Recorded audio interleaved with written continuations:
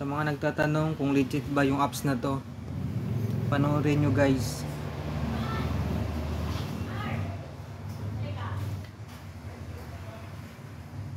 Ito kasi yung pinili kong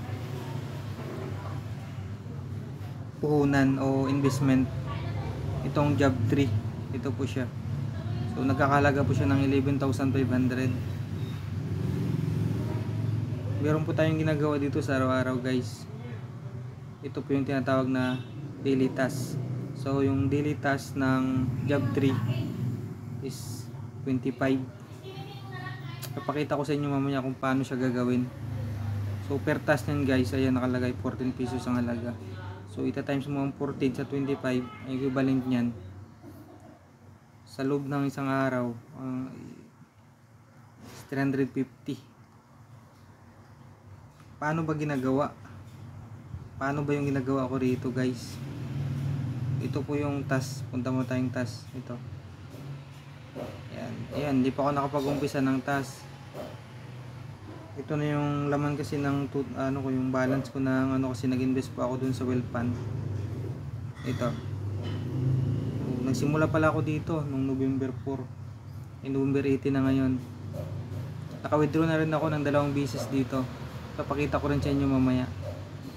Ito po yung gagawin natin ngayon. Magpapakita ko lang sa inyo kung anong ginagawa. Tas, ito po yun guys. 25 po yan na ganyan. I-install natin lahat yan. So kung hindi pa abot na isang oras pag tinrabaho mo itong 25 na task na pinapagawa nila. Ito, sample. Antayin lang po natin na abot siya ng 100%.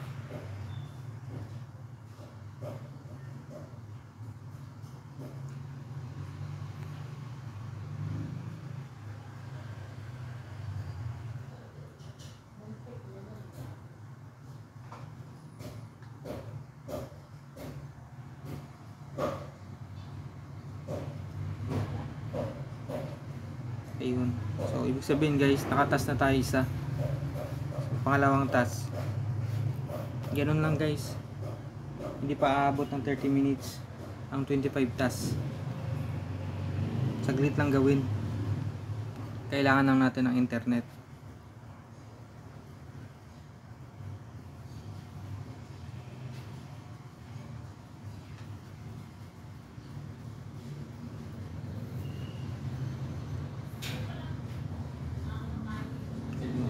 Ngayon guys, balik tayo dun sa task.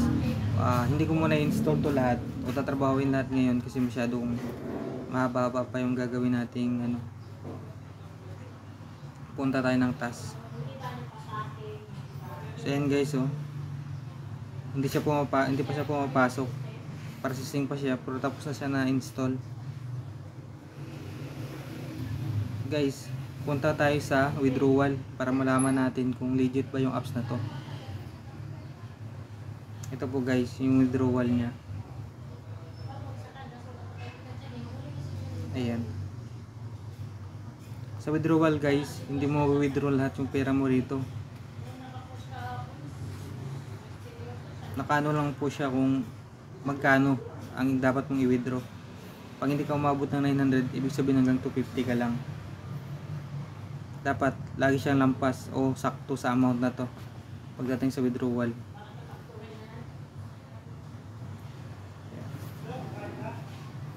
Papakita ko sa inyo yung withdrawal record ko guys para malaman natin kung legit ba talaga. Ang unang withdrawal ko kasi dito sa loob lang 3 araw, ito ang 900. So may processing siya na 90. So ang na-withdraw ko lang ito 810. Nasa Gcash ko na po yan. Tapos yung pangalawang week 225 ang na-withdraw ko. Kasi ininvest ko yung ibang pera ko sa wealth fund. Ayan. Balik tayo ng wealth fund guys. Ito guys, dito. Nag-invest ako dito. Ayan. Ito po yung amount na ininvest ko. Ito po kasi yung mga percentage niya, interest sa pera mo na i-invest dito. Within 3 days, 0.3% ang ibabalik na interest sa'yo.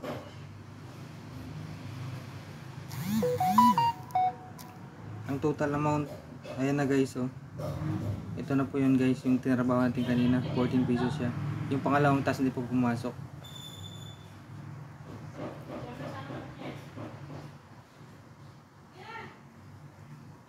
Ang total earnings ko pala ngayon guys, ito po yun. This month. Simula ako ng November 4 hanggang November 18. Ito na po lahat yun, pera ko. Ito po yung in-invest ko na pera, 11,500. Kaya na po magsasabi guys kung legit ba yung apps na to. Subscribe nyo pala yung channel ko para updated kayo sa mga bagong upload na videos ko. So baybayin natin ito guys kung hanggang kailan yung apps na to.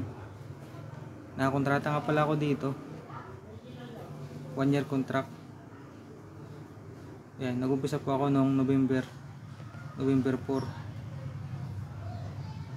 Matatapos po tayo dito ng November 4, 2025. Maraming salamat sa panonood guys.